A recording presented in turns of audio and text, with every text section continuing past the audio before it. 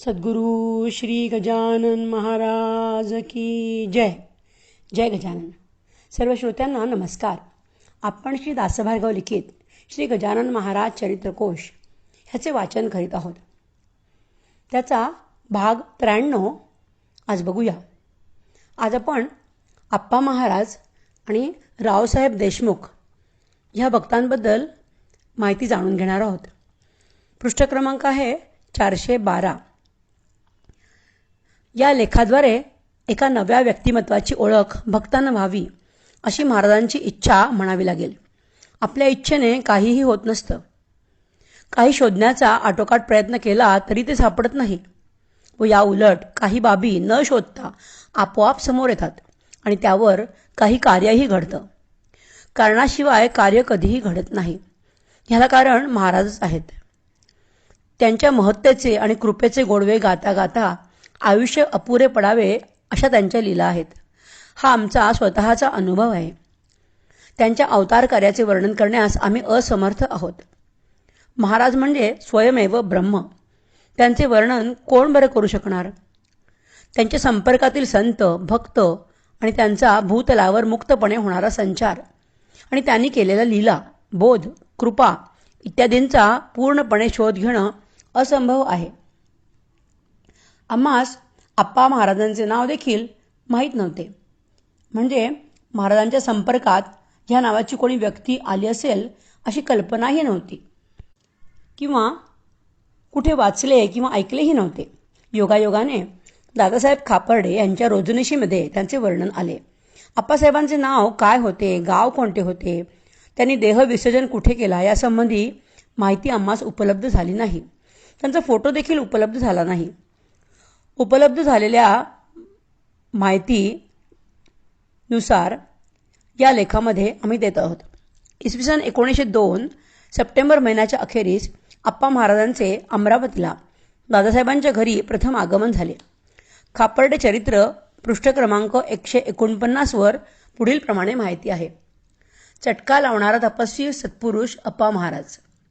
सप्टेंबरच्या अखेर आप्पा महाराज नावाचे तपस्वी सत्पुरुष प्रथमच आमच्या येथे आले. शेगावला श्री गजानन महाराज म्हणून फार प्रसिद्ध सत्पुरुष होऊन गेले. आप्पा महाराज स्वतःला त्यांचे पट्टशिष्य म्हणून घेत. दादासाहेबांची त्यांच्यावर फार श्रद्धा होती. ते आले म्हणजे किती दिवस राहतील याचा नेम नसे. कधीकधी महिना, कधीकधी 2 दिवस, 1 दिवस राहत असत. किती दिवस राहतील याचा नेम नसे. त्याचप्रमाणे कधी येतील ह्याचाही नेम नसे. येताना कळवत नसत, जाताना विचारून जात नसत. अंगावरच्या वस्त्रापलीकडे त्यांच्या संग्रही काहीही नसे. नित्य कसला तरी जप करत. कृष्णवर्ण, कृश शरीर, ठेंगू मूर्ती आणि एकंदर लहरीची वागणूक असे आप्पा महाराज होते.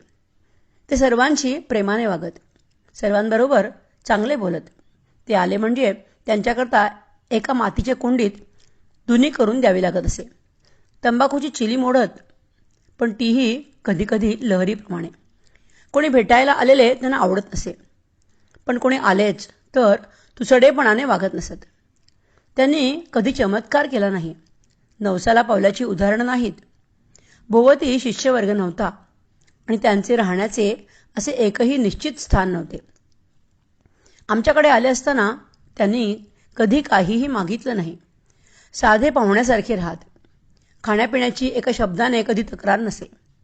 ते आले म्हणजे आम्हा सर्वांना फार आनंद होत असे. ते एकदा आले व थोडेच दिवस राहून निघून गेले. पुढे त्यांचे काय झाले कळले नाही. संस्मरणीय अशी ही एक असामान्य व्यक्ती होती यात शंका नाही. त्यांच्या आध्यात्मिक प्रगतीविषयी काहीही बोलणे शक्य नाही. पण एकंदर वर्तनावरून, अपरिग्रहावरून, निस्पृहतेवरून यस्मान्नो द्विजते लोकांनो द्विजते चेहा हर्षामर्ष भयोद्वेगैर मुक्त असे भगवंताचे भक्त होते. याविषयी मला शंका नाही. माझ्यावर त्यांचा फार लोभ असे. आयुष्यात भेटलेल्या संस्मरणीय, चिरस्मरणीय व्यक्तींमध्ये मी त्यांची गणना करतो. आप्पा महाराजांचा दुसरा उल्लेख आला तो दादासाहेब खापर्डे हे शिगावी श्री गजानन महाराजांच्या दर्शनासाठी आले तेव्हाचा. 20 जुलै 1907 शनिवार दुपारी शेगाव येथे दादासाहेब आणि त्यांचे सर्वात लहान चिरंजीव बळवंतराव, अप्पाबुवा गोपाळराव डोरले, रामराव देशमुख आणि गोविंदा नावाचा एक नोकर सर्वांनी रात्रीचा मुक्काम केला.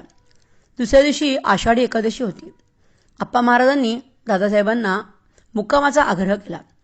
त्यांच्या आग्रहावरून त्या दिवशी पुन्हा मुक्काम झाला. आप्पा महाराज दादासाहेबांच्या घरी बरेच जात असत असे स्पष्ट होते. कधीकधी महिना तर कधीकधी 1-2 दिवसच राहत. ह्या वाक्यावरून हे लक्षात येतं. आप्पा महाराजांविषयी फार माहिती उपलब्ध जरी नसली तरी त्यांच्या गुरुभक्तीची आणि निस्पृह व्यक्तिमत्वाची कल्पना येते. दुर्दैवाने आज त्यांची माहिती उपलब्ध होऊ शकत नाही ह्याचा खेद वाटतो. स्वतःच्या अस्तित्वाचा ठसा उमटवायची त्यांना कधीही गरज वाटली नाही, कारण ते खऱ्या अर्थाने सर्वार्थाने गुरुशी तादात्म्य पावलेले होते. त्यांचे सर्व आयुष्य गुरूंच्या चरणी अर्पण केलेले होते. मग तेथे वेगळे स्वतःचे उरणार तरी काय? अशा शिष्य आणि सेवकांची उपलब्धी आज गुरूंनाही कठीण होऊन बसली आहे. त्यांनी गुरूंच्या तत्वाचा उपदेशाचा अर्थ आपल्या आचरणात जीवापाड जोपासला. त्यांनी अंगावरच्या कपड्यांशिवाय जवळ काहीही बाळगले नाही. शिष्य संप्रदाय केला नाही. कोणत्याही गोष्टीची लालसा केली नाही. केवळ अपरिग्रह आणि त्यांचे वर्तन यावरून त्यांच्यातील संतत्व प्रकट होत असे.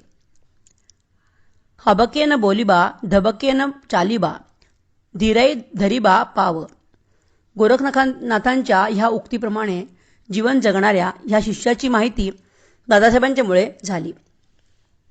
पुढचे शिष्य रावसाहेब देशमुख, पृष्ठ क्रमांक 413. अकोला जिल्ह्यातील म्हैसांग हे खेडेगाव पूर्णा नदीच्या काठी बसलेले आहे. अकोल्यापासून आपातापा रोडवर हे गाव 25 किलोमीटर अंतरावर आहे. या गावात संतांचा वारसा लाभलेला आहे. येथे संत कचरू महाराज नावाचे उच्च कोटीतील एक विदेही संत होऊन गेले. ह्या गावाच्या जवळच 3 किलोमीटर अंतरावर असलेल्या श्री क्षेत्र कट्यार ह्या गावात परमपूज्य संत कलामाई गुरुमाई ह्या श्री गजानन महाराजांचा प्रत्यक्ष अनुग्रह लाभलेल्या संत श्रेष्ठ साध्वी होऊन गेल्या. त्यांनी कट्यार येथे शके 1880 हनुमान जयंती म्हणजे इसवी सन 1956 4 एप्रिल रोजी संजीवन समाधी घेतली. हा परिसर श्री गजानन महाराजांच्या पदस्पर्शाने पुनीत झालेला आहे. त्या पावित्र्याचा सुगंध ह्या परिसरामध्ये अजूनही दरवळतो आहे. ही कंपने अजूनही अंतर्मनाला जाणवतात. ज्यांना महाराजांचा प्रत्यक्ष सहवास लाभला असेल त्यांच्या भाग्याची थोरवी आम्हाला वारंवार गावीशी वाटते. म्हैसांग गावात रावसाहेब नारायणराव देशमुख हे वैभव संपन्न गृहस्थ होऊन गेले. त्याकाळी 5000 एकर जमीन त्यांच्याकडे होती. गावात 4 मजली असा भव्य दिवाणखाना असलेला प्रशस्त वाडा होता. रावसाहेब हे बाबूजी उर्फ गोविंदराव देशमुखांचे एकमेव चिरंजीव. म्हैसांगच्या पंचक्रोशीतच नव्हे तर संपूर्ण विदर्भात त्यांचं नाव लौकिक होता. 5000 एकर जमीन आणि अमाप धनसंपत्ती जवळ असूनही कसलाच अहंकार नसणे ही साधी बाब नाही. त्यांच्यातील विनम्रता वाखाणण्यासारखी होती. बापूजींच्या आश्रयाने गावात कुणी कलावंतांचे जलसे घडत असत. इंग्रज अधिकारी देखील कट्यारला पायधूळ झाडीत. त्यांच्यासाठी मोठ्या मेजवान्या झडत असत. 19व्या शतकाच्या उत्तरार्धात महाराष्ट्रात समाज सुधारणावादीची चळवळ उदयाला आली. वैचारिक क्रांतीची मुहूर्तमेढ रोवली गेली आणि सत्यशोधक समाजाची निर्मिती झाली. ह्या चळवळीचे ऊर्ध्वयू म्हणून बापूजींचा उल्लेख होत असे. अशा समृद्ध आणि कलागुणांची आणि ज्ञानाची जोपासना करणाऱ्या बापूजींचे नारायण उर्फ रावसाहेब हे एकमेव चिरंजीव. नारायणरावांनीही वडिलांच्या दानशूरतेचा वारसा पुढे चालवला. रावसाहेबांचे शालेय शिक्षण पूर्ण होण्याचे आधीच बापूजी कालवश झाले. शिक्षणाची आवड असणाऱ्या रावसाहेबांवर आता अफाट संपत्तीची देखरेख करण्याची जबाबदारी आली. आपल्या सर्व महत्वाकांक्षांना मुरड घालावी लागली. त्यांच्या समोर आता दुसरा पर्यायच नव्हता. ही असीम संपत्ती सांभाळावी कोणी? त्यांच्या मनमिळावू स्वभावामुळे ते नोकरचाकरांना आवडते होते. त्यांच्यात कसलाही अहंकार नव्हता. सर्वांना बरोबर घेऊन काम करण्याची त्यांची हातोटी होती. यथाकाल त्यांचा विवाह पार पडला. पण लग्न होऊनही बरीच वर्ष त्यांना अपत्य झाले नाही. तशी लक्षणेही दिसत नव्हती. म्हाताऱ्या आईचं दुःख त्यांना बघवेना. तिच्या आयुष्याची दोरी केव्हा तुटेल याचा नेम नव्हता. नातवंड सुखाची लालसा म्हातारीच्या अंतःकरणास कष्टी करत होती. आईचा सदा हा आग्रह असे की आपल्या मुलाने दुसरा विवाह करावा. आईच्या आणि नातेवाईकांच्या अति आग्रहामुळे रावसाहेबांनी दुसरा विवाह केला. पहिली पत्नी गीताबाई आणि दुसरी लक्ष्मीबाई. दुसऱ्या पत्नीस 2 कन्या झाल्या. मात्र संपत्तीस वारस नाही हे शल्य रावसाहेबांच्या आईस सतत बोचत होते. दुसरे लग्न करूनही इप्सित साध्य झाले नाही हे दुःख रावसाहेबांनाही बेचैन करत होते. त्यामुळे त्यांचं मनस्वास्थ्य कायमचं बिघडलं. मन रमावे या हेतूने रावसाहेब आपला जास्तीत जास्त वेळ व्यवहारात घालू लागले. त्यांना समाजकार्याची आवड होतीच, ती ह्या कारणाने अधिक विकसित झाली. वाचनाचा व्यासंग या माध्यमाने अधिक वाढला. आपल्या उदार स्वभावाने ते लोकप्रिय होतेच. सेवाकार्यामुळे सरकारी अधिकारी, संत महंत यांचे येणे जाणे होऊ लागले. मन रमावे यासाठी संत सहवासासारखा दुसरा कोणताही मार्ग नाही हे त्यांना कळून चुकले. त्यांना संत सहवासात परमशांती लाभे. संत सेवेत हे कुटुंब तत्पर असे. स्वभावाने उदार असलेल्या रावसाहेबांच्याकडून कोणीही याचक विनमुख जात नसे. कोणताही धार्मिक उत्सव त्यांचे घरी असला म्हणजे त्यानिमित्त गाव जेवण घातले जाई. असे पारमार्थिक कार्य सुरू असतानाही रावसाहेबांचे मनस्वास्थ्य परत येण्याची चिन्ह दिसेनात. ते सतत विचारमग्न असत. त्यांचे मनस्वास्थ्य जणू हरपलेच होते. कुणीतरी त्यांना सुवर्णतुलेची कल्पना दिली. त्यानुसार रावसाहेबांनी सुवर्णतुला करावी असा त्यांचा आईने हट्ट धरला. शेवटी सर्वांच्या आग्रहानुसार सुवर्णतुला करायचं ठरलं. ही वार्ता वाऱ्यासारखी कर्णोपकर्णी पसरली. सुवर्णतुलेचा दिवस ठरला. गावोगावी नातेवाईकांना निमंत्रणे गेली.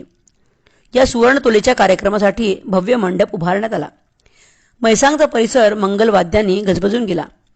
सगळा परिसर कसा स्वच्छ आणि प्रसन्न झाला होता. आलेल्या सर्व आप्तेष्टांना, गावकऱ्यांना, याचकांना देखील मिष्टान्नाचे भोजन देण्यात आले. 175 पाऊंड वजनाच्या रावसाहेबांची सुवर्णतुला पाहून सर्वांचे नेत्र दिपून गेले. म्हणून काही नवल नाही. हा सोहळा होताच तसा.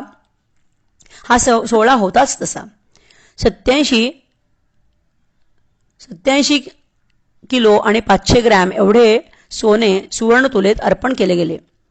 यावरूनच रावसाहेबांच्या उदारतेची आणि श्रीमंतीची कल्पना येते. अशा या सुवर्ण तुलेमुळे काही लोकांमध्ये द्वेषबुद्धी निर्माण झाली आणि त्यांच्या ऐश्वर्याचा पाणउतारा कसा करता येईल अशा विचारात काही जण गावी परतले. योग्य संधीची वाट पाहू लागले. नारायणरावांच्या मोठ्या मुलीच्या लग्नाच्या वेळी ह्या लोकांना संधी सापडल्याचा आनंद झाला. लग्नासाठी हजारोंनी बैलगाड्या आल्या. मैसांगच्या नदीकाठी जणू एक वसाहतच निर्माण झाली होती. रावसाहेबांनी या सर्व बैलजोड्यांची कडबा सरकीची व्यवस्था केली. कोणाही नातेवाईकास कसल्याच बाबतीत खोट काढता आली नाही. नदीच्या झऱ्यात साखर ओतून ते वऱ्हाडी सरबत पिले. ह्या लग्नासाठी बडे बडे गोरे अधिकारी आले होते. त्यांच्यासाठी केलेल्या खास व्यवस्थेतून एका उदात्त कल्पनेची बीजे रोवली गेली. रावसाहेबांच्या भव्य वाड्यातील एका शोभिवंत दालनात ह्या अधिकाऱ्यांची सोय केली गेली होती.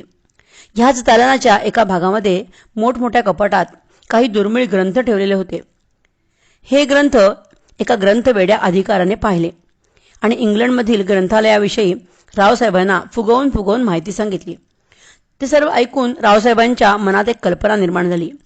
ह्या कल्पनेतून त्यांनी त्यांच्या आईला सांगितल्याप्रमाणे बाबूजींच्या सुप्त इच्छांची पूर्ती होईल ह्याचा आनंद त्यांना झाला. लग्न समारंभ पार पडला. अकोला येथे पुन्हा कामानिमित्ताने जाणं सुरू झालं. अकोला येथील जनरल लायब्ररीच्या संचालक मंडळात काही वकील होते. त्यांच्याशी रावसाहेबांचा बराच संबंध येईल. एका बैठकीत रावसाहेबांनी त्यांच्या वडिलांची सुप्त इच्छा येथे बोलून दाखवली आणि त्यांच्या स्मृतीप्रित्यर्थ ह्या ग्रंथालयाला देणगी देण्याचे ते बोलले.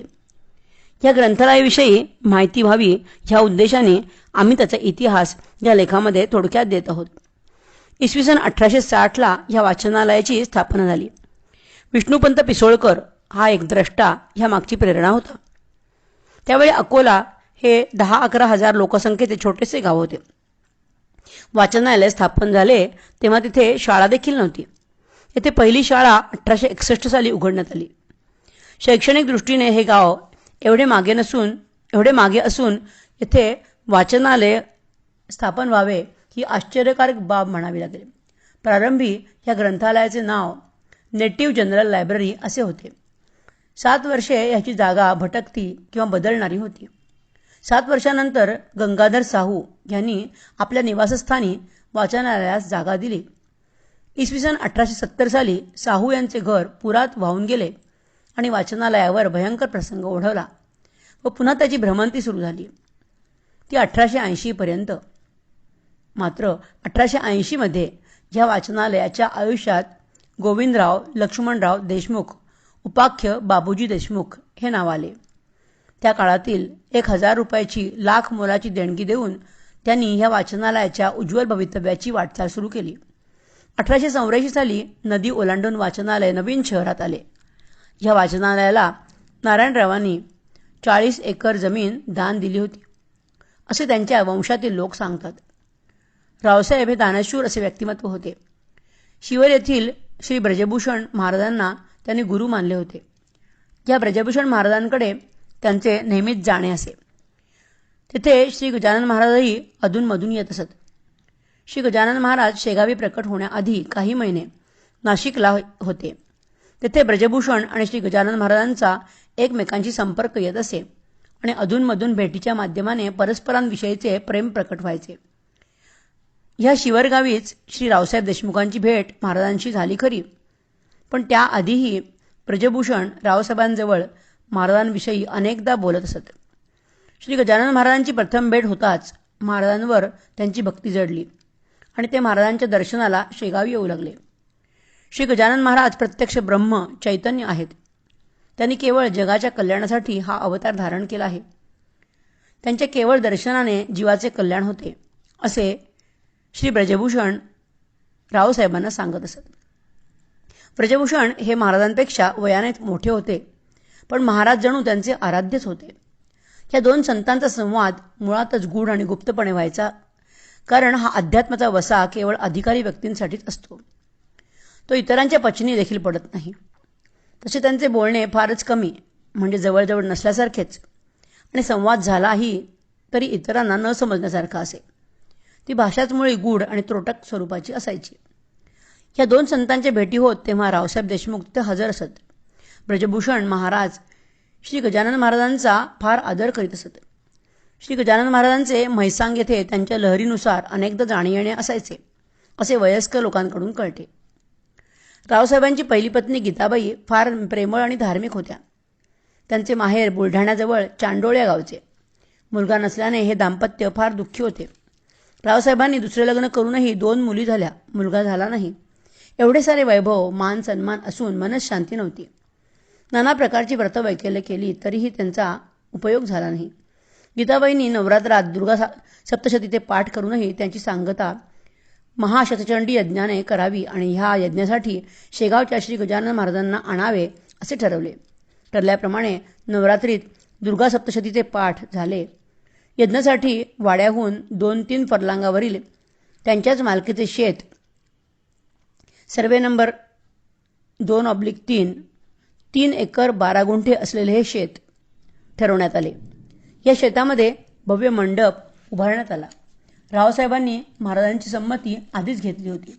ठरल्याप्रमाणे शेगावात येऊन महाराजांना म्हैसांगला नेण्यात आले.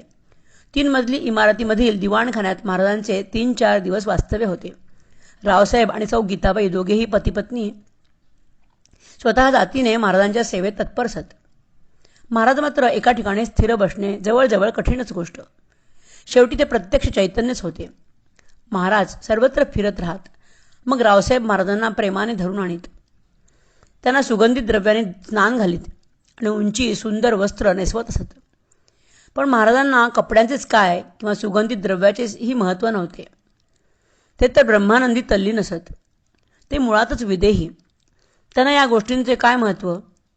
वस्त्र नेसवले तरी ते बाहेर जात आणि अंगावरचे वस्त्र कोणासही देऊन टाकत असत. महाराजांचा असा नित्यक्रम असे. या महाशतचंडी यज्ञाच्या समारंभात महाराज उपस्थित राहिले हा भाग फार महत्त्वाचा आहे. ह्या यज्ञात प्रत्यक्ष सगुण ब्रह्माची उपस्थिती असणं म्हणजे काही साधारण बाब नाही. महाराजांच्या उपस्थितीने अधिक महत्त्व आलेला असा हा यज्ञ. ह्या यज्ञात सहभागी असणारे लोकही भाग्यवान. ज्यांना ह्या ईश्वरतुल्य महासंताचा नव्हे तर प्रत्यक्ष ईश्वराचाच सहवास घडला, दर्शन घडले, त्यांच्या भाग्याचा आजही आम्हाला हेवा वाटावा, असे त्यांचे थोर भाग्य.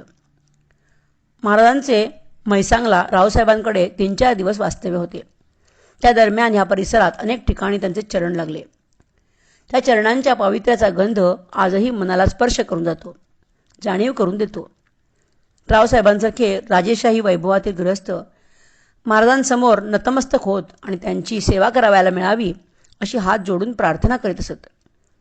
मोठमोठे विद्वान देखील महाराजांच्या कृपा कटाक्षासाठी तासनतास हात जोडून महाराजांच्या समोर बसत असत, उभे राहत असत. आता येथे सामान्य बुद्धीला एक प्रश्न पडतो आणि तो पडणं साहजिकच आहे. रावसाहेबांची महाराजांवर एवढी श्रद्धा आणि भक्ती असूनही त्यांच्यावर महाराजांनी कृपा का केली नाही? तसे पाहता कृपा म्हणजे केवळ मुलगा देणे किंवा काही भौतिक बाबी देणे नव्हे. महाराजांनी भक्ताचे प्रारब्ध बघून त्यांच्यावर कृपा केली. महाराजांचे परमभक्त हरिपाटील महाराजांच्या सदा सेवेमध्ये सान्निध्यात असणारे, पण त्यांनाही पुत्रप्राप्ती झाली नाही. प्रत्येकाला मनोमन पुत्रसंतान व्हावे असे वाटतच असते, पण महाराजांचे सान्निध्य ज्या भाग्यवान पुरुषास प्राप्त झाले त्याच्या मनातील हे प्रश्न आपोआपच सुटून जातात. त्यांचे मागणेच आपोआप संपून जाते. ज्याच्यावर जास्त कृपा त्यालाच निरपेक्ष भक्तीचा ठेवा प्राप्त होतो. महाराजांच्या नुसत्या सेवा आणि संपर्काने ह्या सर्व कृपा घडत असतात. महाराज प्रत्येकावरच कृपा करीत असतात. मात्र कशा पद्धतीने कृपा करायची हे फक्त महाराजांवरच निर्भर असते. भक्त कसा आणि कोणत्या श्रेणीतील आहे यावरून त्याच्यावर कृपा व्हायची. महाराजांनी आपल्या अंतरंगातील भक्तांना, शिष्यांना भौतिक आसक्तीमधून अलगद बाहेर काढले. त्यांच्यातील ज्ञान आणि भक्ती वाढवली. वैभवात, सुखलोलुपतेत त्यांना गुंतू दिले नाही. त्यांचा मोक्षाचा मार्ग सुकर केला, सोपा केला. असो, रावसाहेब देशमुख यांना केवळ मुलीच होत्या. त्यांची पत्नी गीताबाई यांनी सातेगावचे माधव देशमुख यांना दत्तक घेतले होते. रावसाहेबांची बरीचशी शेती दानधर्मात, कुळकायद्यात आणि काही त्यांच्या पत्नीने नंतर विकल्या कारणाने कमी झाली. आजही कुटुंब महाराजांना अतिशय मानतं. ते नेहमी दर्शनासाठी शेगावला येतात. महाराजांची त्यांच्या घराण्यावर कृपा आहे हे अतीव आनंदाने ते सांगतात. रावसाहेबांच्या ज्या शेतामध्ये महाशतचंडी यज्ञ झाला होता ते शेत आजही यज्ञाचे शेत म्हणून ओळखले जाते. पुढे ते पराडकर यांच्याकडे आले. सध्या हे 3 एकर 12 गुंठे शेत पराडकर यांच्या मुलीच्या सौ उल्काई करकरे नागपूर यांच्या मालकीचे आहे. असो, सद्गुरु श्री गजानन महाराज की जय. जय गजानन. सद्गुरु श्री गजानन महाराज की जय. जय गजानन. सर्व श्रोत्यांना नमस्कार. आपण श्री दासभार्गव लिखित श्री गजानन महाराज चरित्रकोश ह्याचे वाचन करीत आहोत. त्याचा भाग 94 आज बघूया. आज आपण भवानराव देशमुख आणि रामराव मोदी यांची माहिती जाणून घेणार आहोत.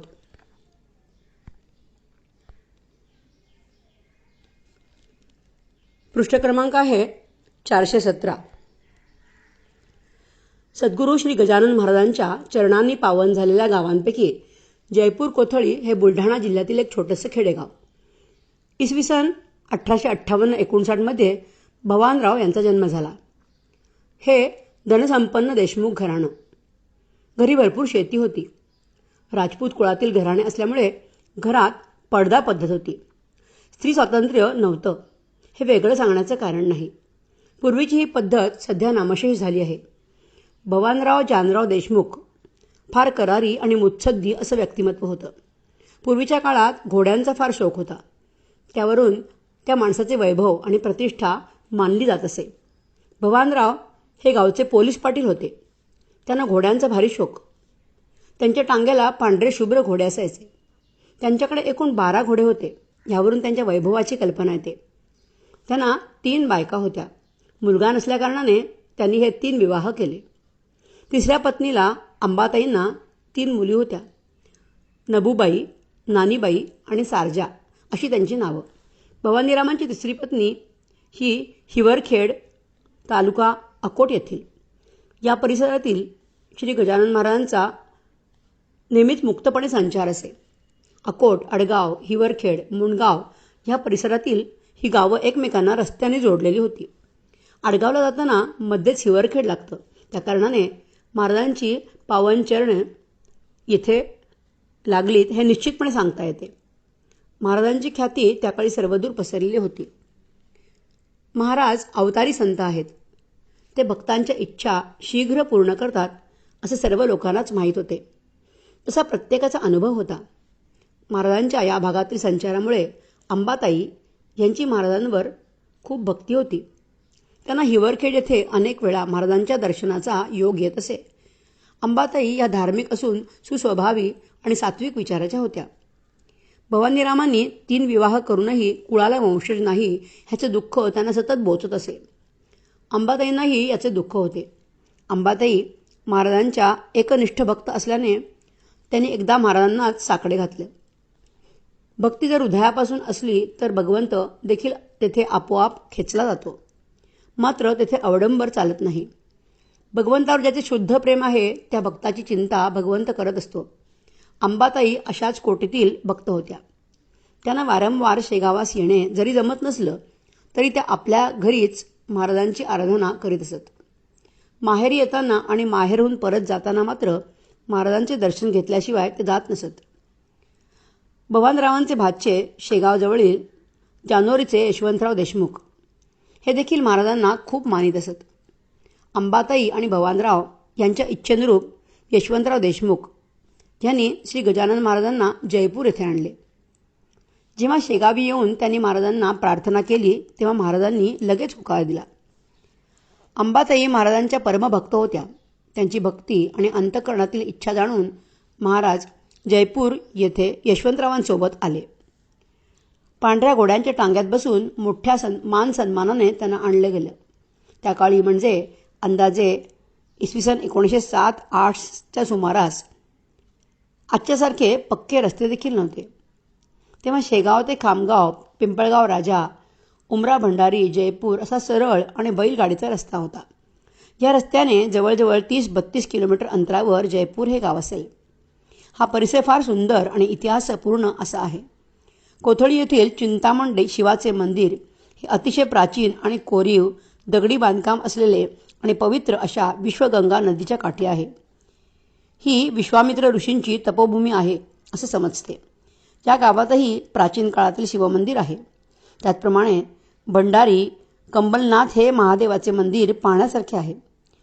नवनाथांपैकी एक नाथ म्हणजे कंबलनाथ यांनी येथे वास्तव्य केले आहे असा संदर्भ उपलब्ध आहे. यशवंतराव देशमुख जानोरीकर यांनी महाराजांना भवानराव यांच्या घरी जयपूरला आणलं. खऱ्या भक्तांच्या हाकेला धावून जाणारे महाराज येथे 3 दिवस मुक्कामास होते. महाराजांच्या आगमनाने सर्व आसमंत भक्तिमय झाला. या गावच्या पंचक्रोशीतील लोकांचीही दर्शनासाठी गर्दी उसळली. महाराजांचे दर्शन घेऊन जो तो स्वतःला धन्य समजू लागला. या 3 दिवसात महाराजांना मंगल स्नान घातले जाई. दर्शनासाठी येणारे लोक आणि सर्व गावकरी यांना प्रसाद रूपाने अन्नदान दिले जाई. दररोज भजनाचा कार्यक्रम होई. या भजनाच्या नादावर महाराज तल्लीन होत आणि नाचायला लागत. एकंदर नाथा घरी नाचे माझा सखा पांडुरंग ह्या संत वचनाची प्रत्यक्ष प्रचिती लोकांना आलेली आहे. शेगावीचे हे परब्रह्म या भक्ताच्या घरी नाचावे यामागे या घरातील लोकांची अनंत जन्माची पुण्याई असल्याखेरीज आणि त्यांची भक्ती उच्च प्रतीची असल्याखेरीज असे घडणे शक्य नाही.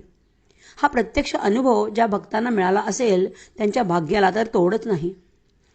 विश्वगंगा या नदीच्या काठी असलेल्या एका छोट्याशा जयपूर ह्या खेडेगावात शेगावीचा भगवंत भक्तासाठी कसा धावून जातो हे सर्व लोकांना दिसून आले. 3ऱ्या दिवशी महाराजांची गावातून मिरवणूक काढण्यात आली. मिरवणुकीदरम्यान महाराजांनी जय श्रीराम लखोटिया यांच्या अंगणातील सांडपाण्याच्या खड्ड्यातील पाणी लखोटिया यांच्या घरावर शिंपडले होते. महाराजांच्या ह्या कृतीचा अर्थ त्यावेळी लोकांना कळला नसेल, पण लखोटिया यांना बऱ्याच वर्षानंतर त्या वर्षी मुलगा झाला. तेव्हा मात्र लोकांना आणि लखोटिया कुटुंबियांना कळलं की महाराजांची ही लीला केवळ आपल्यावर कृपा करण्यासाठीच होती. हा मुलगा म्हणजे मानकचंद लखोटिया होय.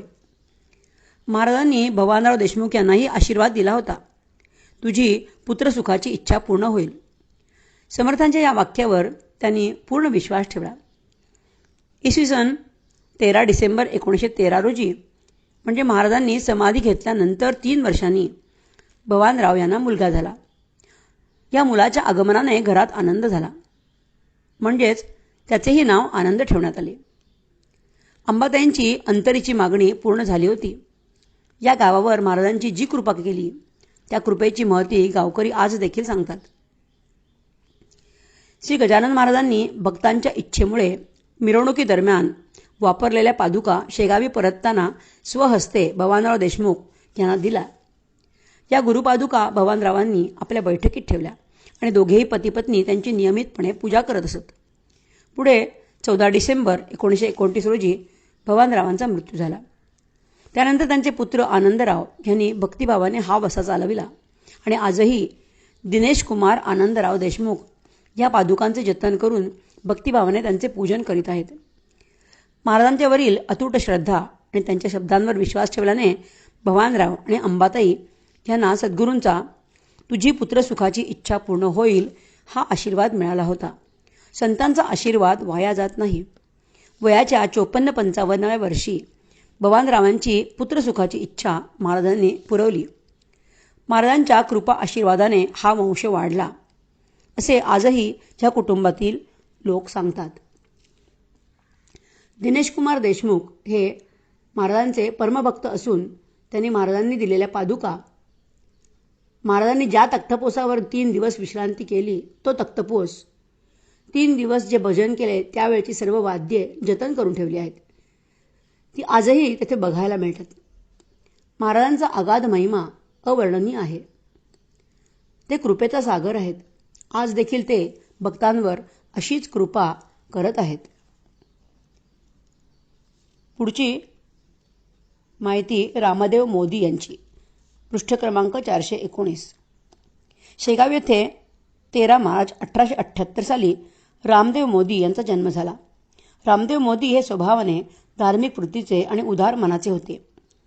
श्री गजानन महाराजांवर त्यांची अतिशय श्रद्धा होती. घरी धनसंपत्ती भरपूर होती. शेतीवाडी भरपूर होती. शेगावात त्यांचा सर्वात मोठा जिनिंग प्रेस होता. कापसाचा मोठा व्यापार होता. दरमहा लक्षावधी रुपयांची उलाढाल होण्याइतकी त्यांची श्रीमंती होती. मात्र इतके मोठे वैभव असून त्यांच्यामध्ये अहंकार नव्हता. सायंकाळी श्री गजानन महाराजांच्या दर्शनास नित्य नेमाने जुन्या मठात जात असत. शेटजींना झाबरमल नावाचा एक लहान भाऊ होता. दोघांचेही स्वभाव एकमेकांना मिळते जुळते होते. दोघांचेही चांगले पटत असे. शेटजींना 2 मुली होत्या, मात्र पुत्र नव्हता. एवढेच त्यांचे दुःख होते. एकदा श्री गजानन महाराजांना विनंती करून त्यांनी 16 ऑगस्ट 1902 साली आपल्या घरी आणले.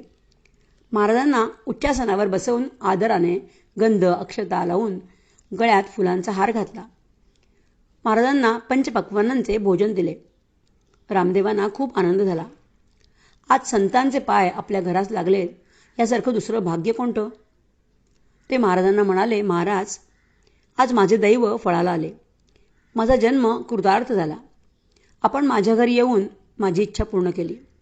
शेटजींचे ते बोलणे ऐकून महाराज म्हणाले, तुझ्या मनात काय इच्छा आहे ती ईश्वराच्या कृपेने पूर्ण होईल. दोन्ही हात जोडून शेटजी म्हणाले, महाराज, इतके वैभव आहे पण मला मुलगा नाही. 2 मुलीच आहेत. पुत्रा वाचून घर शून्य वाटते.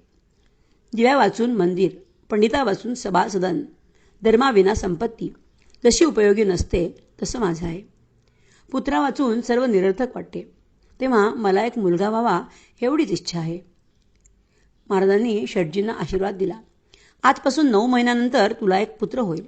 हा ईश्वराचा प्रसाद समज. कारण तुझे पुण्य भरपूर आहे. त्या कारणानेच तुला हा नरदेह मिळाला. गोरगरिबांविषयी प्रेम ठेव. त्याने अजूनही पुण्य गाठी पडेल. दान धर्म कर. सगळे सोयरे आप्तांशी सर्वसाधारण संबंध ठेव. पत्नी, पुत्र आणि धन यांच्याविषयी आसक्ती ठेवू नकोस. सदा परोपकार करीत जा. धन हे मृगजळाप्रमाणे आहे. त्याचा काहीही भरोसा नसतो. हे सगळे अशाश्वत आहे. जीव हा सद्गुरूच्या आश्रया वाचून कुचकामी ठरतो. अनुभवा वाचून सर्व ज्ञान व्यर्थ आहे. जगात गुरु उदंड प्रमाणात आहेत, नाना मतांचे, नाना विचारांचे, पण जो खरा ज्ञाता सद्गुरू असतो तो मात्र विरळाच असतो. अशा प्रकारे महाराजांनी शेटजींना बोध केला. सद्गुरू श्री गजानन महाराजांनी केलेल्या बोधाप्रमाणे शेटजी गोरगरिबांना अन्नदान, वस्त्रदान करीत असत. इतकेच नव्हे तर बरीचशी शेतीही त्यांनी दान केली. उन्हाळ्यात पाणपोया लावून त्यांनी जलदानाचे कार्यही केले. महाराजांच्या आशीर्वादाने आषाढ शुद्ध षष्ठी मंगळवार 30 जून 1903 साली शेटजींना मुलगा झाला. श्री गजानन महाराजांच्या कृपेने झालेल्या ह्या मुलाचे नाव गजाधर ठेवण्यात आले. श्री गजानन महाराज संस्थांचे संस्थापक अध्यक्ष हरी कुकाजी पाटील यांच्या निधनानंतर महाराजांनी रामदेव मोदी यांना दृष्टांत देऊन संस्थांची धुरा सांभाळण्यास सांगितले आणि अगोदर संस्थांचे विश्वस्त नसतानाही केवळ महाराजांच्या कृपेने ते संस्थांचे दुसरे अध्यक्ष बनले. 1930-1940 पर्यंत ते संस्थांचे अध्यक्ष राहिले. शेटजींनंतर त्यांचा मुलगा जो गजाधर रामदेव मोदी संस्थांचे तिसरे अध्यक्ष बनले. ते 1940 ते 1953 पर्यंत संस्थांचे अध्यक्ष राहिले. रामदेव मोदी यांनी 1 जून 1924 साली रावसाहेब हा किताब मिळवला. अशा प्रकारे महाराजांच्या अपार कृपेने त्यांना कीर्ती मिळाली. गावात पाण्याचा दुष्काळ पडला तेव्हा त्यांनी शेगावात नळ योजना सुरू केली. शेगाव नगर परिषदेचे 1919 ते 1926 पर्यंत ते अध्यक्ष राहिले. शेटजींनी हयातीत असेपर्यंत श्री गजानन महाराजांनी केलेल्या बोधाचे पालन केले. ते आयुष्यभर परोपकाराने जगले. श्री गजानन महाराजांचे उदार अंतःकरणाचे भक्त रामदेव मोदी दिनांक 16 जुलै 1942 साली वैकुंठवासी झाले. सद्गुरू श्री गजानन महाराज की जय. सद्गुरू श्री गजानन महाराज की जय. जय गजानन. सर्व श्रोत्यांना नमस्कार. आपण श्री दासभार्गव लिखित श्री गजानन महाराज चरित्रकोश ह्याचे वाचन करीत आहोत. त्याचा भाग 95 आज बघूया. आज आपण बॅरिस्टर रामराव देशमुख आणि बळीराम विरखरे यांची माहिती बघणार आहोत. पृष्ठ क्रमांक आहे 421. येवदा या दर्यापूर तालुक्यातील गावापासून साधारण 4 किलोमीटर अंतरावर पिंपळोद हे गाव आहे. त्या काळी ते जरी फार प्रसिद्ध नसले तरी आज मात्र ते परमहंस परशुराम महाराजांमुळे ओळखले जाते. पिंपळोद येथे ह्या विधेयी संताची समाधी आहे आणि तेथे दत्त जयंतीला मोठी जत्रा भरते. ह्या छोट्याशा खेडेगावात दिनांक 26 नोव्हेंबर 1892 रोजी रामराव देशमुख यांचा जन्म झाला. हे देशमुख घराणे धनसंपन्न आणि प्रसिद्ध होते. रामराव देशमुख यांच्या वडिलांचे मोठे बंधू भगवंतराव यांना कर्जन दरबाराचे वेळी राव बहादूर ही पदवी मिळाली होती. इंग्रज राजवटीत सरकार दरबारात त्यांचे चांगलेच वजन होते. भगवंतरावांचे धाकटे बंधू माधवराव शंकरराव देशमुख म्हणजेच बॅरिस्टर रामराव देशमुखांचे वडील. इंग्रजी शिकत असतानाच त्यांना सरकारी नोकरी करण्याची इच्छा झाली. जिल्हाधिकारी कार्यालयात ते कारकून म्हणू लागले. बुद्धीने हुशार असल्याने आणि आपल्या मोठ्या भावाच्या कृपेने ते तहसीलदार म्हणजेच मामलेदार झाले. काही काळाने ते डेप्युटी कलेक्टरही झाले. नोकरीनिमित्ताने त्यांना 4 जिल्ह्यात फिरण्याचा योग आला. त्यांच्या अंगी असलेल्या स्नेहभाव, मिळून मिसळून वागणं, आप्तस्वकीयांची प्रेमभाव, उच्च शिक्षित ब्राह्मणवर्ग आणि अधिकारी यांच्याशी स्नेहसंबंध अशा गुणांमुळे ते लोकप्रिय अधिकारी म्हणून गणले जात असत. हे देशमुख घराणे धार्मिक आणि सुसंस्कारी असे असल्याने रामराव कणखर पण सुस्वभावी होते. धर्माची आवड आणि पूजा अर्चा हे गुण त्यांच्यात प्रकर्षाने प्रकटले. बालपणी आजीने शिकवलेली रामरक्षा आणि समर्थ रामदासांचे मनाचे श्लोक त्यांना विशेष प्रिय होते. ते रोज देवाजवळ बसून रामरक्षा आणि मनाचे श्लोक म्हणत असत. त्यांच्या आजीने त्यांना संस्कार दिले होते. त्यांच्या आजीचे ते फार लाडके होते. त्यांचे प्राथमिक शिक्षण पिंपळोद येथील शाळेत झाले. रामराव यांना वयाच्या 12-13व्या वर्षी महाराजांचे प्रथम दर्शन झाले. त्यांची आजी अकोला जिल्ह्यातील बार्शी टाकळी गावची होती. पूर्वी बार्शी टाकळी, अकोला, मैसांग आणि पिंपळोद असे जाता येत असे. साधारणतः 1904-05 सालचा प्रसंग. पावसाळ्याचा मौसम होता. त्यांच्या आजीसोबत ते एकदा मैसांगपर्यंत आले, पण पूर्णा नदीला पूर असल्याकारणाने त्यांना मैसांगलाच मुक्काम करावा लागला. मैसांगचे रावसाहेब देशमुख हे त्यांचे नातेवाईक असल्याने त्यांच्याकडेच ते थांबले. त्यावेळी श्री गजानन महाराज रावसाहेब देशमुखांकडे मैसांगला गेले होते. महाराज एका जागेवर थांबत नसत. सतत त्यांची इकडे तिकडे भ्रमंती सुरू असे. लहान मुलांना त्यांच्याबद्दल भारी कौतुक असायचं. लहान मुलांचा तसा स्वभावच असतो. त्यावेळेस महाराज महाशतचंडी यज्ञासाठी मैसांगला गेले होते. नवरात्रीचा तो प्रसंग. सर्व परिसर प्रसन्न आणि आल्हाददायक होता. महाराज गावात कोठेही आणि केव्हाही मनमोकळेपणाने फिरायचे. लहान मुले त्यांच्या आजूबाजूने गोळा होत महाराजांकडे टक लावून बघत असत. त्यांना महाराजांच्या ह्या अवलिया वागणुकीचे भारी कौतुक वाटे. दूर उभे राहून ती पोरं महाराजांच्या हालचाली बघत. महाराज उठले की पुन्हा त्यांच्या मागे मागे ही मुलांची झुंड चालू लागे. महाराजांच्या ह्या म्हैसांगच्या मुकामातच पिंपळोदचा हा लहान मुलगा रामराव देशमुख त्या मुलांमध्येच सहभागी झाला. आजीने त्यांना सांगितले होते की हे शेगावचे श्री गजानन महाराज आहेत, ज्यांचा आशीर्वाद लाभला असता भाग्योदय होतो. असे हे महान संत आहेत. रामराव तर आजीच्या संस्कारामध्ये वाढलेले. आजीचे शब्द त्यांच्यासाठी जणू ब्रह्मवाक्यच. आजीस जसा नातवाचा लळा होता तसेच नातवाचेही आजीवर खूप प्रेम होते. गर्भश्रीमंतीत वाढलेले रामराव हे महाराजांच्या मागे मागे फिरत. त्यांना वाटायचे की महाराजांनी आपल्याला थापड जरी मारली तरी आपलं भलं होईल. पण महाराजांनी काही त्यांना थापड मारली नाही. ते तर आपल्या ब्रह्मानंदामध्ये तल्लीन असत आणि त्यांच्या दृष्टिक्षेपात कृपेचे सर्व सामर्थ्य होते. महाराजांनी त्यांच्यावर जी कृपा करायची ती तर केलीच, त्याचे प्रत्यंतर त्यांना होत राहिले. रामराव देशमुख एकदा शेगावलाही दर्शनाला आले होते. त्यावेळी मंदिराच्या ह्या परिसरामध्ये फक्त एक टिनाची झोपडी व त्यासमोरील धुनीत एक लाकूड नेहमी पेटलेले राहत असे. महाराजांना प्रत्यक्ष चर्मचक्षूंनी पाहिलेले रामराव देशमुख सांगत असत की महाराज चिलीम पीत असत. प्रकृतीने रोड, पण डोळे अतिशय तेजस्वी होते. वर्णाने जास्त काळेही नव्हते. संतांची कृपा ज्या व्यक्तीवर झाली त्याला जीवनात कशाशी कमतरता राहत नाही.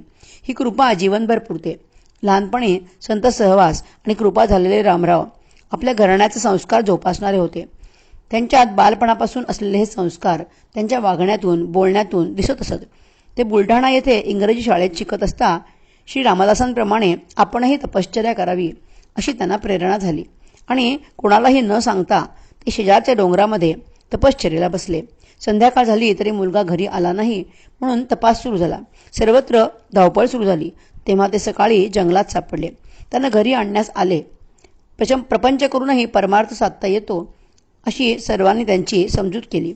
ते या समजुतीने पुन्हा अभ्यासाला लागले. पुढे त्यांचे हायस्कूलमधील शिक्षण अमरावतीला सुरू झाले. तिथे त्यांचे वासुदेव भोळे, कोल्हे, दातार आणि सगणे, जे अमरावतीचे माजी डेप्युटी कमिशनर होते, हे सहाध्यायी होते. इसवी सन 1911 रामराव लंडन येथे शिक्षणासाठी गेले. पुढे केम्ब्रिज विद्यापीठाचे MA LLB व बॅरिस्टर होऊन इसवी सन 1916 ते परत आले. इसवी सन 1917 महाराष्ट्रात जातवार प्रतिनिधींची चळवळ सुरू झाली. तेव्हा बेळगाव येथील अखिल भारतीय मराठा परिषद बॅरिस्टर रामराव देशमुख यांच्या अध्यक्षतेखाली भरली. ते ज्या ज्या क्षेत्रामध्ये गेले तिथे त्यांनी अनेक पदे भूषवली. सर्वसामान्य माणसांच्या समस्या सोडवण्याचा ते प्रयत्न करीत असत. ते ग्वाल्हेर संस्थानचे अर्थमंत्री होते. सेंट्रल प्रोव्हिन्सेस अँड बेरारचे ते मंत्री राहिले. अमरावती डिस्ट्रिक्ट काउन्सिलचे ते अध्यक्ष राहिलेत. डेमोक्रॅटिक स्वराज्य पार्टीचे अध्यक्ष झाले. त्यांना सहकार क्षेत्रात आवड आणि आकर्षण असल्याने अमरावती कोऑपरेटिव्ह स्पिनिंग मिलचे ते अध्यक्ष झाले. अर्थशास्त्रात अर्थपुरवठा करणाऱ्या राष्ट्रीय स्तरावरील संस्थेचे ते संचालक होते. रिझर्व्ह बँकेचे सदस्य होते. राजकारणी म्हणून भारत सरकारने त्यांना साऊथ आफ्रिका येथे हाय कमिशनवर पाठवले होते. भारत सरकारने त्यांच्या कार्याचा गौरव म्हणून त्यांना पद्मभूषण हा किताब दिला. रेवा संस्थानचे ते प्रधानमंत्री म्हणून राहिले. इसवी सन 1952 साली ते राज्यसभेवर गेले. सतत 12 वर्ष ते राज्यसभेचे सभासद राहिले. असे हे बॅरिस्टर रामराव देशमुख. संत कृपा झाली, इमारत फळा आली या संत वचनाची आठवण करून देणारे असामान्य अजोड असं व्यक्तिमत्व वयाच्या 89व्या वर्षी इसवी सन 1981 इहलोक सोडून गेले. पुढचे भक्त आहेत बळीराम विरखरे. पृष्ठ क्रमांक 422. सद्गुरू श्री गजानन महाराजांच्या आज्ञेने स्वामी दत्तात्रय केदार हे काचुर्णा गावी आले. तेथे त्यांच्या संपर्कात बळीराम चिमणाजी विरखरे हे आले. श्री गजानन महाराजांच्या अवतार लीला आणि श्रेष्ठत्व स्वामींच्या मुखातून त्यांनी ऐकलं होतं. महाराजांविषयी त्यांच्या मनामध्ये भक्ती निर्माण झाली. व ते महाराजांचे एक श्रेष्ठ भक्त बनले. त्यांनी स्वामींना गुरुस्थानी मानले आणि महाराज म्हणजे त्यांचे दैवत. स्वामींबरोबर ते वारंवार शेगावी येऊ लागले. महाराजांच्या कृपा कटाक्षाने त्यांना अंतरसुखाची उपलब्धी झाली. स्वामींच्या काचुर्णा येथील दिनांक 4 मार्च 1902 पासून प्रथम आगमनापासून बळीराम विरखरे यांच्या सेवेमध्ये रुजू झाले. महाराजांच्या संकेतानुसार दिनांक 2 डिसेंबर 1902 रोजी आपल्या मालकीची जागा त्यांनी श्री गजानन महाराज संस्थानला दान केली. पुढे 14 जून 1926 रोजी सर्वे नंबर 17/6 मधील 3 एकर 5 गुंठे शेती ही संस्थानला दान केली. बळीराम पाटील हे संत प्रेमी होते. त्यांच्यावर संतांची कृपा होती. त्यांच्यात सेवाभाव ओतप्रत भरलेला होता. त्यांनी स्वामींची दमणी 20 वर्ष हाकली. ते स्वतः दमणीचे धुरकरी असत. शेगावी महाराजांच्या दर्शनासाठी वरचेवर येणे होत असे. त्या कारणाने त्यांना महाराजांचे सान्निध्य प्राप्त झाले होते. सेवा म्हणजे समर्पण एवढेच त्यांना माहीत होते. त्यांच्या या शुद्ध सेवेवर महाराज तर प्रसन्न होतेच, तसेच स्वामी देखील खुश होते. सेवा देखील अनंत पुण्याईने लाभते. ती जास्तीत जास्त तन्मयतेने आणि भावपूर्ण अंतःकरणाने कशी होईल ह्या गोष्टीचे पथ्य सेवा करणाऱ्याने पाळणे अतिशय महत्त्वाचे असते. ते त्यांनी तंतोतंत पाळले आणि महाराजांची कृपा प्राप्त करून घेतली. बळीराम विरखरे यांची पहिली पत्नी व मुलगा वारला म्हणून त्यांनी दुसरा विवाह केला. दुसऱ्या पत्नीचीही 4 मुले वारली. अशा स्थितीतही त्यांनी महाराजांकडे काही मागितले नाही. प्रथम जेव्हा ते स्वामींसोबत शेगावी आले होते तेव्हा महाराज स्वामींना म्हणाले, तुझा भक्त थोर आहे, हा पुढे आमचे कार्य करले. महाराजांच्या आशीर्वादाप्रमाणेच पुढे त्यांचेकडून कार्य घडले.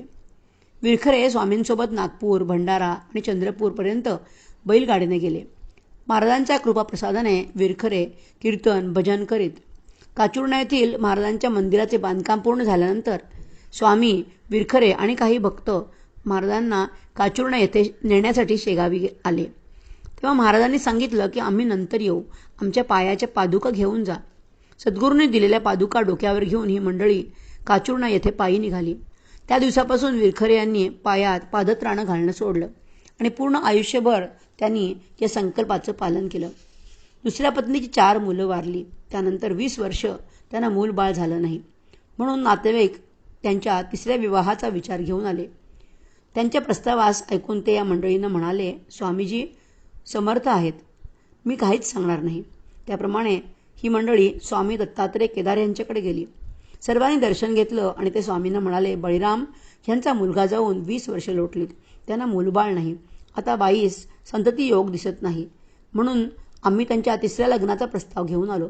त्यावर स्वामी जोरात हसून म्हणाले, तुमचा श्री गजानन महाराजांवर विश्वास नाही? हे बघा, बळीरामजींची समर्थांवर अतूट श्रद्धा आहे. त्यांना संतती होईल, मुलगा होईल.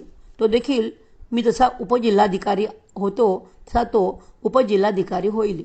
इतकेच नाही तर तो समर्थांची भक्ती करेल, कीर्तन भजन करेल.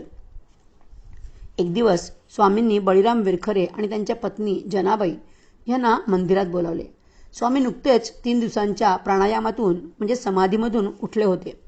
त्यांनी स्वतःच्या हाताने महाराजांच्या पादुकांचे तीर्थ आणि शेगावच्या धुनीतील विभूती पती-पत्नींना दिली.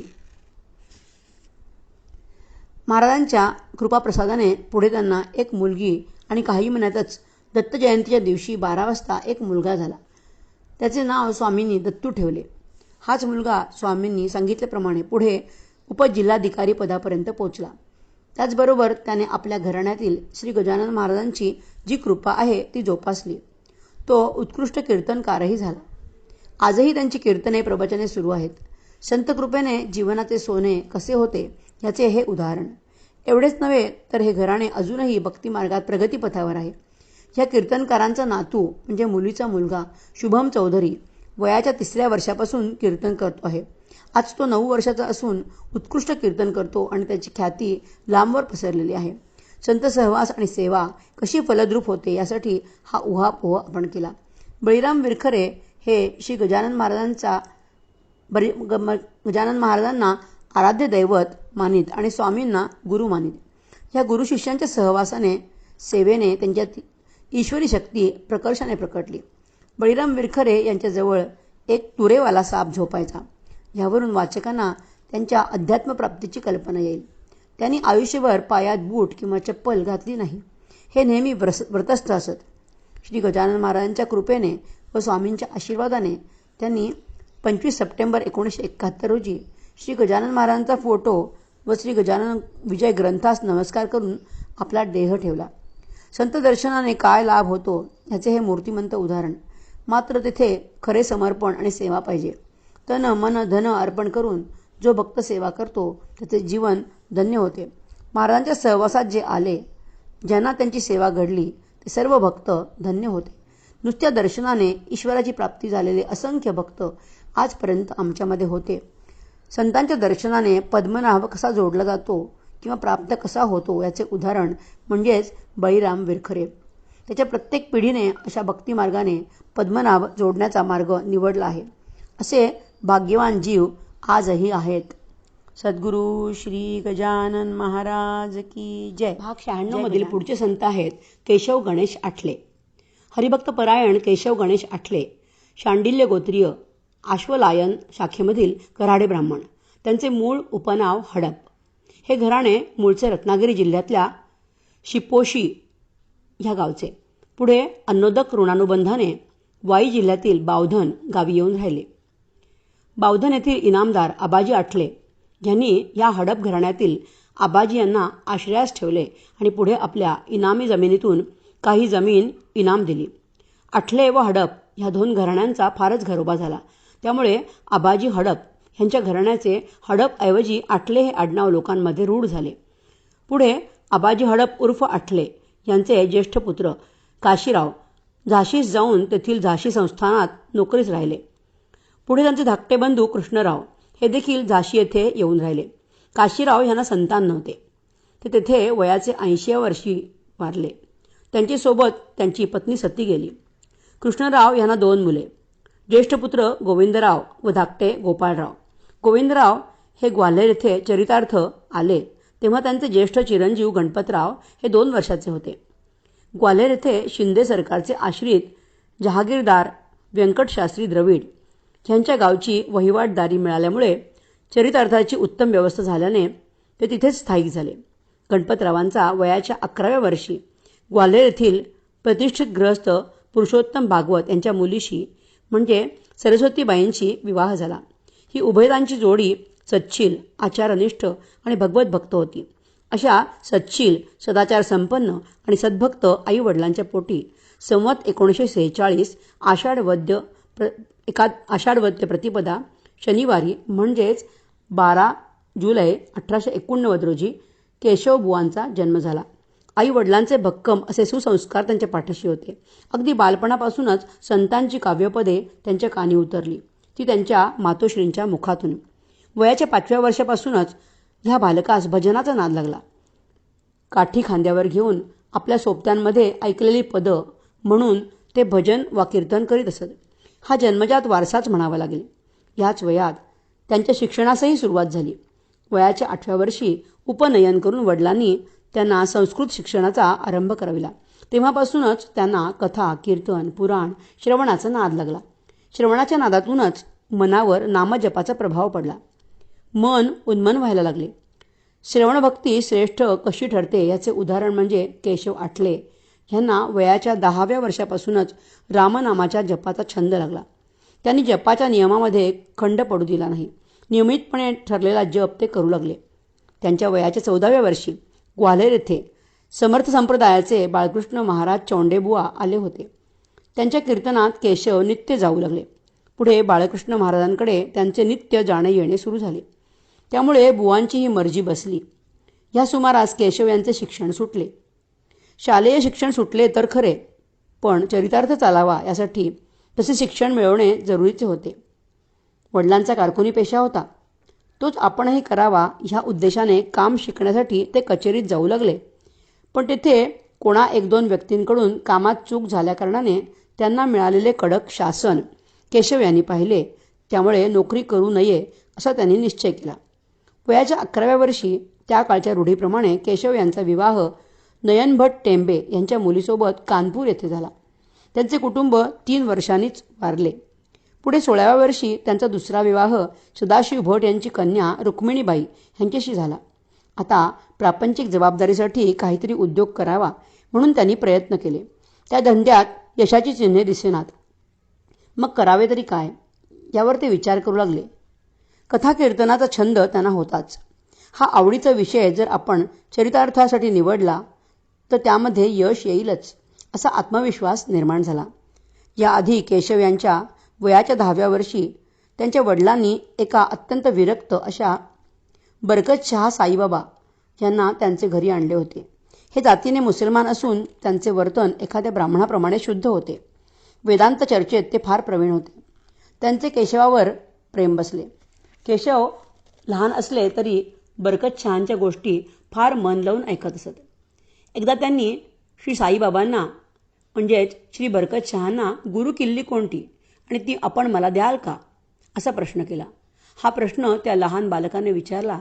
त्यावर ते मुसलमान साधू खुश होऊन नाचू लागले व केशवांचे वडिलांना सांगू लागले, भैया बड़ा अच्छा निकलेगा, इसके रास्ते में तुम अडचण नहीं लाना. एक दिवस त्या बाबांनी एकांतात त्या बालकास परमार्थाचे साधन समजावून दिले. ते साधन केशवांनी न चुकता नियमाने 6 महिने केले. पण बालवय असल्याने तो नियम पुढे सुटला. पुढे ते मुसलमान साधू समाधिस्थ झाले. त्या साधूंनी शेगावास सांगून ठेवले होते की काही काळजी करू नकोस, तुला योग्य काळी सत्पुरुष भेटतील आणि तुझी कार्यसिद्धी करून देतील. साधूच्या ह्या वचनावर केशवांच्या वडिलांचाही पूर्ण विश्वास असल्याने त्यांनी कीर्तन व्यवसायाला आपली प्रतिकूलता दर्शवली नाही. कीर्तनासाठी जी पूर्वतयारी पाहिजे ती केशवाजवळ नव्हती. थोडासा गाण्याचा नाद आणि तालसुराचे ज्ञान इतकेच काय ते त्यांच्याजवळ होते. ह्या व्यवसायाबाबत नातेवाईक इष्टमित्रांनी निषेध केला. त्यांचे मन वळविण्याचा प्रयत्न देखील करून बघितला, पण त्यांना त्यात यश आलं नाही. केशव आपल्या निश्चयापासून ढळले नाहीत.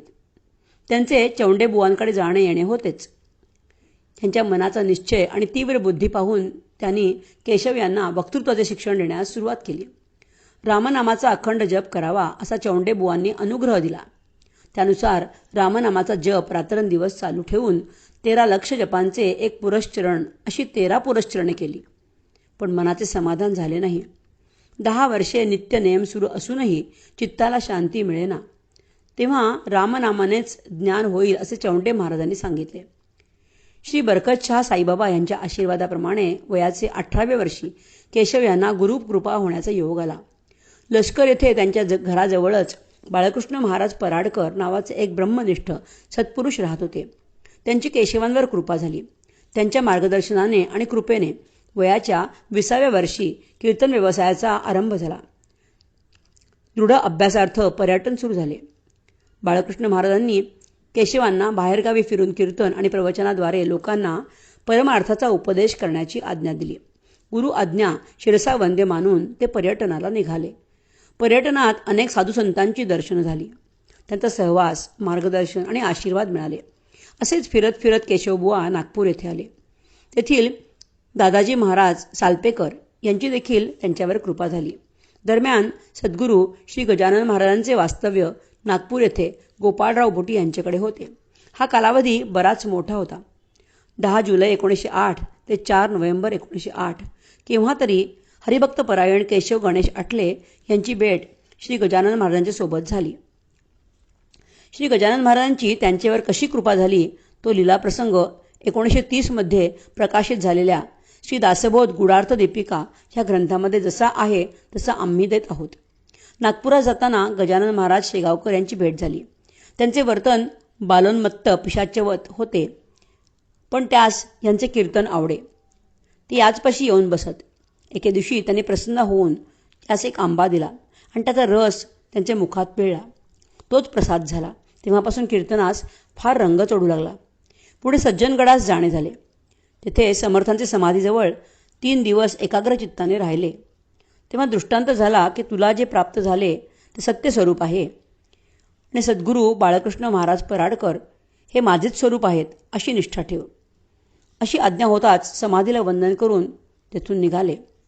याप्रमाणे सुमारे 5-6 वर्ष बाहेर घालवून आपले वयाचे 26 वर्षे ते ग्वाल्हेरी परत आले. झालेला वृत्तांत गुरु महाराजांस कळवला. तो ऐकून बाळकृष्ण महाराजही फार प्रसन्न झाले. वयाचे 19 वर्षी प्रत्यक्ष परब्रह्मस्वरूप असलेल्या सद्गुरू श्री गजानन महाराजांची कृपा हरिभक्त परायण केशवबुवा आठले यांच्यावर झाली.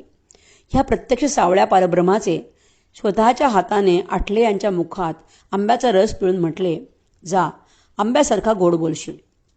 महाराजांच्या या शब्दाची प्रचिती त्यावेळी कीर्तनकारास आणि श्रवण करणाऱ्यांनाही येऊ लागली. महाराजांचे बोलणे सांकेतिक स्वरूपाचे असे. ते साध्या शब्दातून कशी कृपा करतात याचाच हा दाखला. गजाननाचा आम्रप्रसाद तया ब्रह्मरसाचा स्वाद. आंब्याच्या प्रसादातून झालेल्या कृपेने हरिभक्त परायण केशवबुवा आठले ह्यांच्या जिभेवर जणू सरस्वतीचा वास आहे आणि तीच प्रत्यक्ष बोलते आहे अशी अनुभूती कीर्तन प्रवचन करणाऱ्यांच्या मनात वाटत असे. त्यांच्या शब्दात असे काही सामर्थ्य निर्माण झाले होते की श्रवण करते कीर्तन श्रवणाने मंत्रमुग्ध होत असत. भजनी कीर्तनी रंगली काया अशी वक्ता आणि श्रोत्याची अवस्था होई. श्रींच्या आशीर्वाद आणि प्रसादात सामर्थ्य आहे. ह्या आम्रप्रसादाने हरिभक्त परायण केशवबुवा तर धन्य झालेच, पण श्रवण करणारे श्रोते देखील उद्धरून गेले असे म्हणण्यास हरकत नाही. श्री गजानन महाराजांच्या शब्दात सांगायचे झाल्यास, आंब्यासारखा गोड बोलशील ह्या गोड बोलण्याचा अर्थ नुसते पांडित्य किंवा पोपटपंची नव्हे, तर जीवाला गोड वाटणारे, जीवाला शिवाकडे नेणारे अमृततुल्य वचन बोल की ज्याने जीवांचा उद्धार होईल, कल्याण होईल असा समर्थ श्री गजानन महाराजांचा आशीर्वाद होता. केशवबुवांच्या कीर्तन प्रवचनाचा अनुभव आंब्याच्या रसासारखा गोड होता याचा हा पुरावा. काशीनाथ कृष्ण लेले धारकर ह्यांचे कीर्तनातील विशेष या मथळ्याखाली हरिभक्त परायण आठवले यांच्याविषयीचे श्री दासबोध गुढार्थ दीपिका ग्रंथामध्ये लेख आहे. ते असं सांगतात, यांचे कीर्तनात पूर्वरंगावर विशेष भर असतो. यांचे बोलणे साधे, गंभीर, ओजस्वी, ठसकेदार, अल्प शब्दांचे पण द्वयर्थक असते. त्यात अनुभवाचा आणि गुरुकृपेचा जिव्हाळा असल्यामुळे त्याचा परिणाम श्रोत्यांच्या अंतःकरणावर झाल्यावाचून राहत नाही. शिवाय परमगहन व वेदांतपर असला तरी तो स्त्री, पुरुष, बाल, वृद्ध, ब्राह्मण, ब्राह्मणेतर या सर्वांस सारखाच प्रिय होतो. अशी त्यांची विलक्षण प्रवचन शैली आहे. मुखातून पुन्हा पुन्हा ऐकला तरी प्रत्येक वेळी त्यात नवीनपणा भासतो. अशा प्रकारे आठलेबुवांच्या कीर्तन प्रवचनाचे माधुर्य श्रींनी दिलेल्या आम्ररसामुळे, त्या प्रसादामुळे निर्माण झाले होते. सद्गुरूंची कृपा आणि त्याशिवाय दिलेला प्रसाद हा अमृत सिद्धीचा योग. ह्या कृपाप्रसादाच्या बळावर त्यांनी श्री दासबोध गुढार्थ दीपिका हा टीका ग्रंथ लिहून जगाच्या कल्याणासाठी आपली साधना, ज्ञान आणि संत कृपेचा प्रसाद उपलब्ध करून दिला असे आम्हास वाटते. हा ग्रंथ वाचताना महाराजांनी आठलेबुवांना दिलेल्या आम्ररसाची गोडी त्यांच्या शब्दाशब्दातून मुक्तपणे ओसंडत आहे अशी जाणीव होते. शब्दांचे सोने ज्याला म्हणतात असा हा ग्रंथ प्रत्येकाच्या घरी असावा असा आहे. हरिभक्त परायण केशवबुवा आठले यांच्या पत्नी साध्वी रुक्मिणीबाई ह्या सदाचरणी आणि ब्रह्मनिष्ठ अशा गृहिणी होत्या. त्यांनी धर्मकार्यात फार मोठा वाटा उचलला. संतांचे घर म्हटले की सेवा आलीच. त्यांनी गृहस्थ धर्माचे उत्तम रीतीने पालन केले. त्यांना 2 अपत्ये झाली. त्यातील एक कन्या पार्वतीबाई ह्या धार येथे महादेव रामचंद्र मुळे ह्यांना दिल्या होत्या. हरिभक्त परायण केशव गणेश आठले ह्यांना मुलगा नसल्याने त्यांचा वंश वाढला नाही. हरिभक्त परायण केशवबुवांच्या मुलीचे चिरंजीव भास्कर महादेव मुळे ह्यांची उज्जैन येथे प्रत्यक्ष भेट घडली. त्यांनी आम्हास श्री दासबोध गुढार्थ दीपिका ग्रंथ देऊन हा संदर्भ उपलब्ध करून दिला. ते उज्जैन येथे आपले संपूर्ण जीवन श्रींच्या सेवा कार्यात व्यतीत करत आहेत. हरिभक्त परायण केशव गणेश आठले ह्यांनी कीर्तन प्रवचन करून असंख्य लोकांना भक्ती मार्गास लावले. आपले संपूर्ण जीवन या सेवा कार्यात खर्च करीत असता चैत्र शुद्ध चतुर्थी संवत 1986 हरिभक्त परायण केशव गणेश आठले ह्यांनी इसवी सन 1930 आपला देह ठेवला. अशा प्रकारे आपण श्री गजानन महाराजांच्या सान्निध्यातील भक्तांच्या मांदियाळीमधील सर्व भक्तांची माहिती आज जाणून घेतली. आता पुढील भागापासून आपण वैचारिक लेख वाचणार आहोत. सद्गुरू श्री गजानन महाराज की जय. जय गजानन.